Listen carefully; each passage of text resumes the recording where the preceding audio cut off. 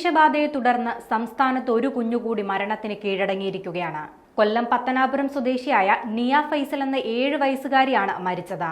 പേവിഷബാധ സ്ഥിരീകരിച്ച് തിരുവനന്തപുരം SAT ആശുപത്രിയിൽ ചികിത്സയിലായിരുന്നു നിയ. അതിനിടയ്ക്കാണ് ഇന്ന് പുലർച്ചെയോടെ നിയ മരിക്കുന്നത്.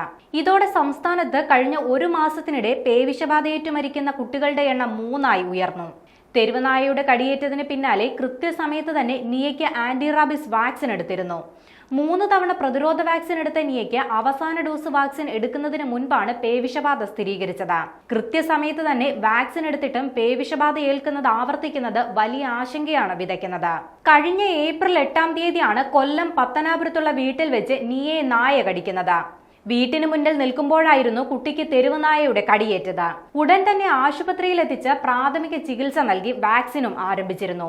മെയ് 6-ാം തീയതി അവസാന വാക്സിൻ എടുക്കാനിരിക്കെയാണ് കുട്ടിക്ക് പനി ബാധിച്ചത്. തുടർന്ന് നടത്തിയ പരിശോധനയിൽ പേവിഷബാധ സ്ഥിരീകരിക്കുകയായിരുന്നു. യഥാസമയം വാക്സിൻ എടുത്തതിനാൽ പേവിഷബാധ ഏൽക്കില്ലെന്ന വിശ്വാസത്തിലായിരുന്നു കുടുംബവും നാട്ടുകാരും. അതിനാൽ തന്നെ പിന്നീടാരും കുട്ടിയെ കടിച്ച തെരുവുനായയെക്കുറിച്ച് അന്വേഷിച്ചില്ല. എന്നാൽ ഞരമ്പിൽ കടിയേറ്റത് മൂലം പേവിഷബാധ രക്തത്തിലൂടെ തലച്ചോറിനെ ബാധിക്കുകയായിരുന്നു. നിയയുടെ മൃതദേഹം വീട്ടിലെത്തിക്കേണ്ടെന്നാണ് നിലവിലെ തീരുമാനം. പൊതുദർശനവും ഉണ്ടാകില്ല. കുട്ടി പേവിഷബാധയേറ്റ് മരിച്ച സാഹചര്യത്തിൽ കുട്ടിയുടെ അമ്മയ്ക്ക് ക്വാറന്റൈൻ നിർദ്ദേശം നൽകിയിട്ടുണ്ട്. നിയയുടെ ഖബറടക്കം പുനലൂർ ആലഞ്ചേരി മുസ്ലിം ജമാഅത്ത് പള്ളിയിൽ വെച്ച് നടത്താനും തീരുമാനമായിട്ടുണ്ട്.